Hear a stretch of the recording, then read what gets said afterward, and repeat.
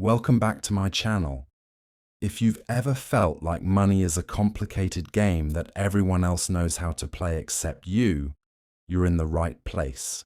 The truth is, personal finance isn't about complex algorithms or getting insider trading tips. It's about discipline. It's about following a set of fundamental, iron-clad rules that have worked for centuries. They're not always sexy, but they are incredibly powerful. Today, we're breaking down the 6 rules of money that can take you from feeling financially anxious to being financially unshakable. Let's get into it. Rule 1. Spend less than you earn and track your expenses. Host. This is it. The golden rule. The foundation upon which every single other financial success is built. If you don't get this one right, the rest of this podcast might as well be white noise. Spending less than you earn is about creating a gap, a positive gap between what flows in and what flows out. This gap is your power. It's the capital you use to build your future. Without it, you're on a treadmill, running just to stay in place. But how do you know you're spending less? You have to track it. I know. It sounds tedious. But let me reframe it for you. Tracking your expenses isn't about restriction. It's about awareness. It's a financial audit of your life. For the next 30 days, I challenge you to track every single dollar. Not just the big rent payment, but the coffee, the drive-through lunch, the app subscription you forgot about. Use an app, a spreadsheet, or just a notebook. You will have revelations. You'll find money leaks you never knew existed. This isn't a forever punishment. It's a 30-day discovery mission to understand your habits. Once you have the data, you can make empowered choices. You can decide, actually, I value investing for my future more than I value spending $200 a month on delivery apps. That gap you create, that's your ticket off the treadmill. Guard it with your life. Rule 2. Save for emergencies. Set aside 3 months' worth of expenses. Host. So you've created that gap, that powerful, positive gap. The first thing you do with it, before you even think about investing or a new car, is you build your financial moat. You build your emergency fund. An emergency fund is not a savings account for a new PlayStation or a vacation. It is self-insurance. It's what stands between you and life's inevitable surprises. The transmission blows, the roof starts leaking, or you get a surprise medical bill. Without an emergency fund, these events become crises that force you into debt, undoing all your hard work. Aim for 3 to 6 months' worth of essential living expenses. Start small. Your first goal is $1,000. Then 1 month's expenses. Then keep going. Keep this money in a boring, easily accessible savings account. Its job isn't to earn high returns. Its job is to be there. Its mere existence will change your mental state. You'll sleep better knowing you have a buffer. That peace of mind is worth more than any potential stock market gain. It makes you financially resilient. Rule 3. Invest for the long term into assets such as stocks and bonds.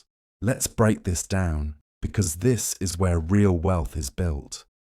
Not with a lottery ticket, not by chasing the next meme stock, but through the quiet, relentless power of long-term investing. First, let's talk about the phrase long-term. In a world of instant gratification, long-term is a superpower. It means thinking in decades, not days. It means understanding that you're not a trader, you're an owner. When you buy a stock, you're not buying a ticker symbol that zips up and down a chart. You're buying a tiny piece of a real business. You become a part owner of that company's future profits and growth. And building a portfolio of great businesses takes time. The market will have incredible years and terrible years. It will test your resolve. But history has shown, time and time again, that for those who stay the course, the overall trajectory of the market is up. The long term smooths out the short-term volatility. It's like flying through turbulence. It's scary while you're in it, but you know the plane is still headed for its destination. Now, what are you investing in? Assets. An asset is simply something that puts money in your pocket, as opposed to a liability, which takes money out. Your car. Probably a liability. A rental property that generates cash flow. That's an asset. A dividend-paying stock. That's an asset. And the most accessible, powerful assets for most of us are stocks and bonds. Let's demystify them. Stocks, or equities. When you buy a stock, you are buying that small piece of ownership in a company. You become a shareholder. Why do stocks historically offer the highest returns? Because you are taking on more risk. You are tying your fate to the success and failure of that enterprise. But with that risk comes reward. Over the long haul, as companies grow, innovate, and become more profitable, the value of your ownership stake grows with them. You're harnessing the power of American and global economic growth, bonds, or fixed incomes. When you buy a bond, you are not buying ownership. You are loaning money. You're acting like a bank. You might loan money to the US government, a treasury bond, or to a large company, a corporate bond.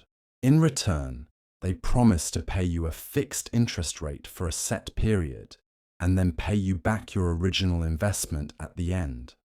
Bonds are generally less risky than stocks, but they also offer lower potential returns. They provide stability and income to a portfolio. So how do you actually do this? You don't need to be a Wall Street expert. The single greatest tool ever created for the everyday investor is the low-cost index fund, or ETF, exchange-traded fund. Think of an index fund like a basket.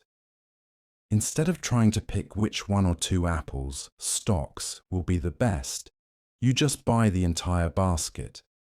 An S&P 500 index fund, for example, is a basket that holds tiny pieces of the 500 largest companies in America.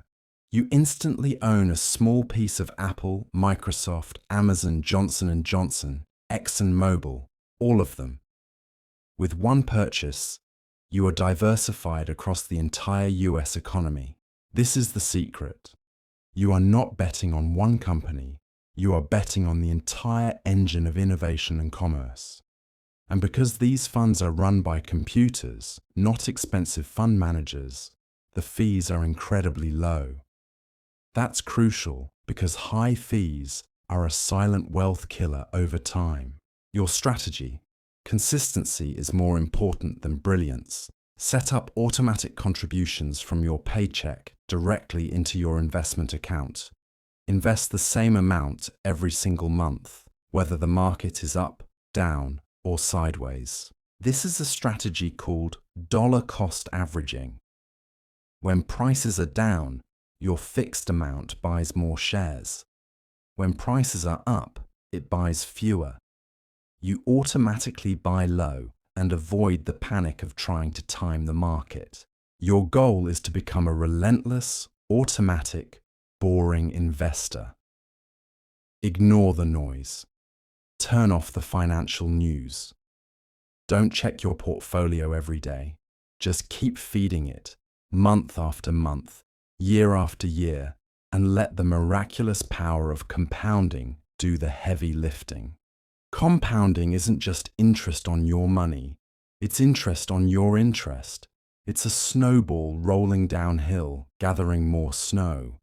It starts slow, almost imperceptibly, but given decades, it becomes an avalanche of wealth. A few $100s a month can, over 30 or 40 years, grow into a life-changing sum of money. That is the ultimate power of Rule 3. It's not about getting rich quick. It's about getting rich surely. It's about making the decision today to plant trees under whose shade you may never sit. But future you, and maybe even your family, will be forever grateful. Rule number 4, and it is non-negotiable. Pay off any high-interest debt. Let's be very, very clear about what we're talking about here. We are not talking about your low-interest mortgage. We are not necessarily talking about a reasonable student loan payment. We are talking about the toxic, wealth-destroying kind of debt. We're talking about credit card debt, payday loans, high-interest personal loans, store financing. This is emergency-level stuff. Why? Because of one simple, terrifying concept: the interest rate. High-interest debt isn't a loan. It's a financial leak in the hull of your boat that gets bigger the longer you ignore it. Let's say you have a $5,000 credit card balance at a 20% APR. If you only make the minimum payment, you could be paying on that debt for over 20 years and end up paying more than double the original amount in interest alone.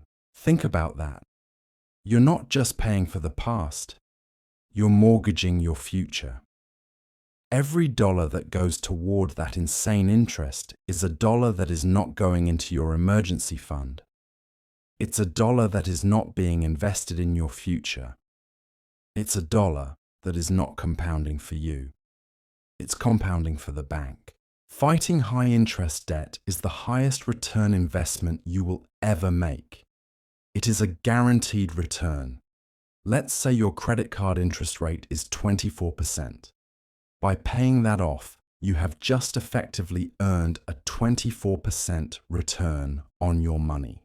Can you reliably get a 24% return in the stock market? Absolutely not. No one can. So paying off that debt is the smartest, most guaranteed financial move on the board. So how do we attack this beast? You need a battle plan. There are two famous methods: the debt snowball and the debt avalanche. The debt avalanche is mathematically superior. You list all your debts from the highest interest rate to the lowest. You make minimum payments on everything. Then you throw every single spare dollar you have at the debt with the highest interest rate. You annihilate it. Once it's gone, you take that entire payment, the minimum plus the extra, and you roll it onto the next highest debt. You create a cascading effect of payments that grows as you go, crushing each debt faster and faster. This method saves you the most money on interest over time. The debt snowball, popularized by Dave Ramsey, is psychologically superior. You list your debts from the smallest balance to the largest balance. You attack the smallest one first with everything you've got, while making minimums on the rest. The goal here is to get a quick win, to feel the psychological victory of completely paying off an account. That feeling of momentum, of seeing progress, fuels you to keep going and tackle the next one. Even though you might pay a bit more in interest, the success rate of people who stick with it is often higher because of those emotional wins. Which one should you choose? The one that you will actually stick with. The best debt payoff plan is the one you don't quit. If you need motivation, try the snowball. If you're a numbers-driven machine, use the avalanche. This period, what I call the debt dragon slaying phase, requires intense focus. It means getting ruthless with your budget. It means a temporary pause on investing, except for maybe getting any 401k match. That's free money. It means selling stuff you don't need, picking up a side hustle, and living on rice and beans. Not forever, but for a season, to free up every possible dollar to throw at this debt. You have to treat it like your hair is on fire. You have to get mad about it. You have to look at that statement, see that interest charge and say, not anymore, not with my money.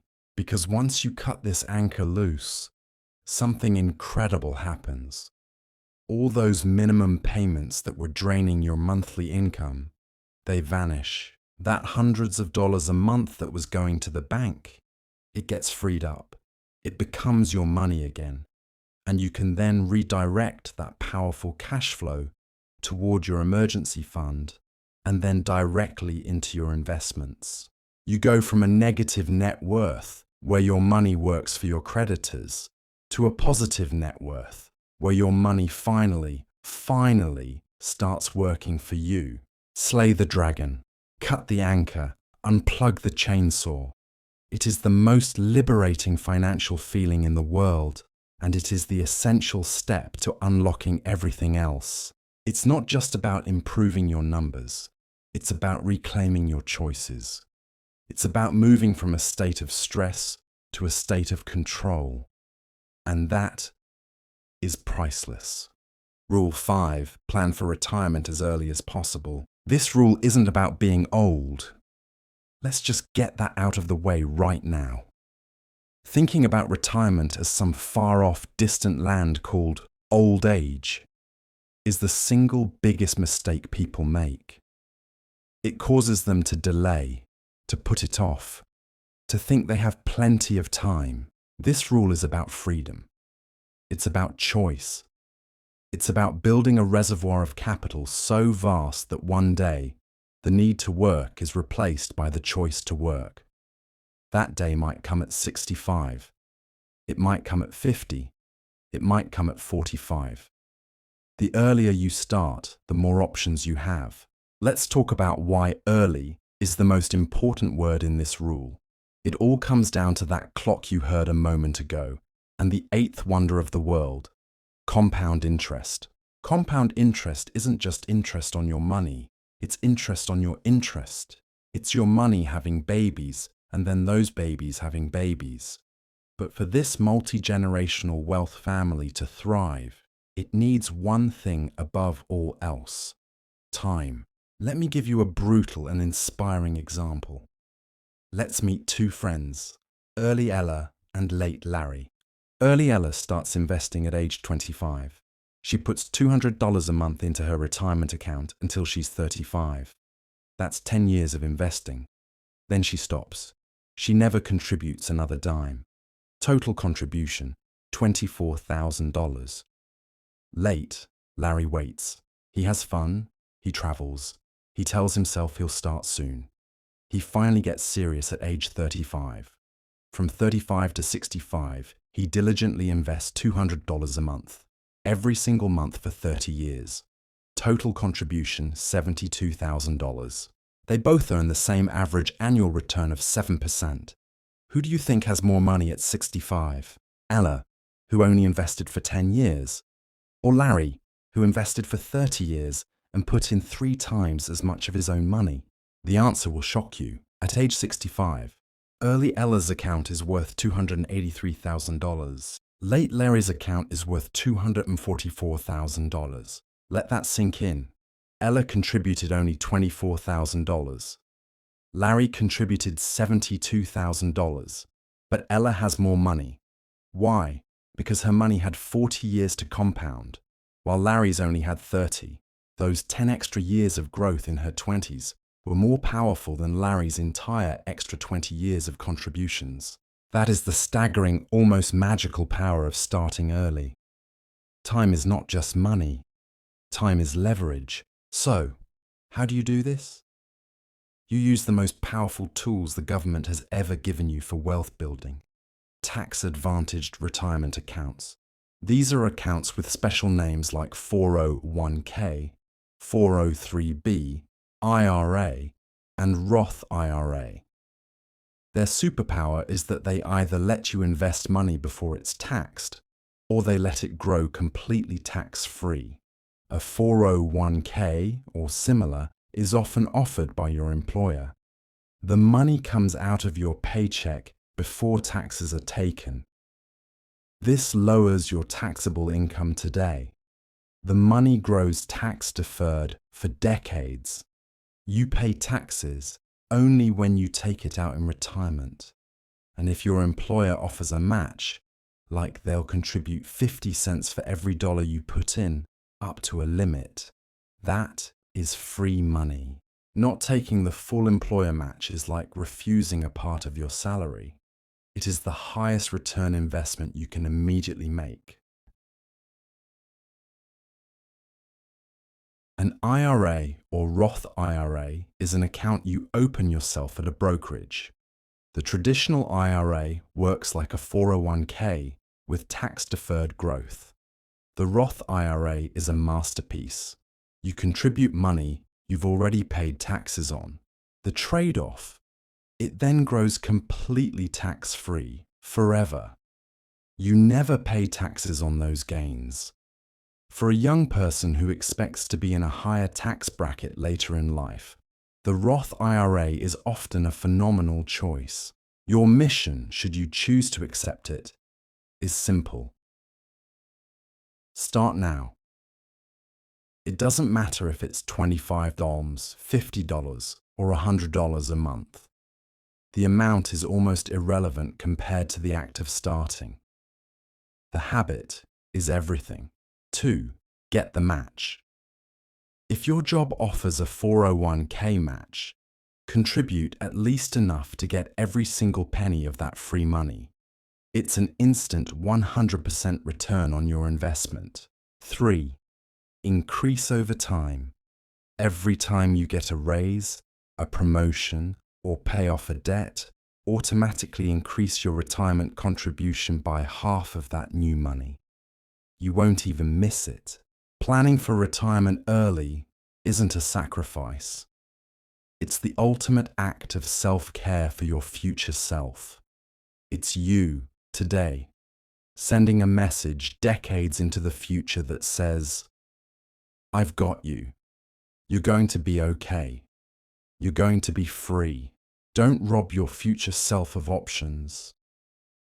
Give that version of you the greatest gift you can possibly give, the gift of time and the security of choice. Start now. Your future self will thank you. Rule 6. Live below your means. Just because you can afford something doesn't mean you should buy it. This rule is the ultimate expression of financial maturity. It's the difference between being able to buy something and being able to afford it. And yes, there is a massive, life-altering difference between those two things. Affording something in the modern sense often just means you can make the monthly payment, you can swing the car lease, you can put the new TV on the credit card. Your cash flow can technically handle it. But true affording means you can pay for it in cash without derailing your other financial goals. It means the purchase doesn't compromise your emergency fund, your retirement contributions, or your debt payoff plan. Living below your means is not about deprivation. It is the opposite. It is about prioritization. It is about consciously choosing what you value most over what you want in the moment. It's deciding that the feeling of financial security is more valuable than the fleeting thrill of an impulse buy. It's deciding that future freedom is more valuable than present-day status. Let's talk about the why. Why is this so powerful? Because it creates a gap, and we love gaps. A gap between your income and your lifestyle is your margin of safety. It's the space where you can breathe. It's the buffer that allows you to say no to a job you hate. It's the flexibility to take a risk on a new career. It's the ability to handle a financial shock without spiraling into panic. It is the very essence of financial peace. It also shatters the cycle of lifestyle inflation. This is the silent wealth killer. It's what happens every time you get a raise or a bonus, and immediately your lifestyle expands to consume it. You move to a nicer apartment, you lease a fancier car, you start eating at more expensive restaurants. Your income goes up, but your savings rate stays the same. You're on a faster treadmill, but you're still just running in place. You're earning more, but building wealth no faster than before. Living below your means is your rebellion against this cycle. It's you saying, my self-worth is not tied to my net worth, and my happiness is not tied to my possessions. So, how do you practice this? It's a daily exercise in mindfulness. 1. Implement a cooling off period. For any non-essential purchase over a certain amount, say $100, force yourself to wait 24 to 48 hours. The desperate want to own it will almost always fade. If it doesn't, and you still genuinely believe it will add significant value to your life, then you can consider it. 2. Calculate the true cost. See that new car that's $500 a month? Don't just think about the payment. Think about what that money could become. $500 invested every month for 30 years at a 7% return is over $600,000. Is the new car smell worth $600,000? That is the true cost. Frame every major purchase in terms of the future wealth it is sacrificing. 3. Find your enough. Society is engineered to make you feel like you never have enough. You need a bigger house, a newer phone, a more luxurious car. You need to consciously define what enough is for you. When your basic needs are met, when you have security, when you have freedom, you have enough. Everything beyond that is a choice, not a necessity. Living below your means is the practice of contentment. It's finding joy in the things that are truly free. Relationships, experiences, nature, a good book, a walk. It's understanding that the greatest luxuries in life are not things you can buy. They are time, security, and options. It is the final master rule because it isn't just about money. It's about life. It's about designing a life where your money serves you, not the other way around. It's the quiet confidence of knowing you have more than you show, and you are worth more than you own. And that concludes our 6 rules. They are simple, but they are not easy. They require discipline, patience, and a long-term perspective. But if you follow them, they will work. They have worked for generations, and they will work for you. Master the fundamentals, build your foundation, and go create a future of freedom. Thanks for being here. See you in the next video.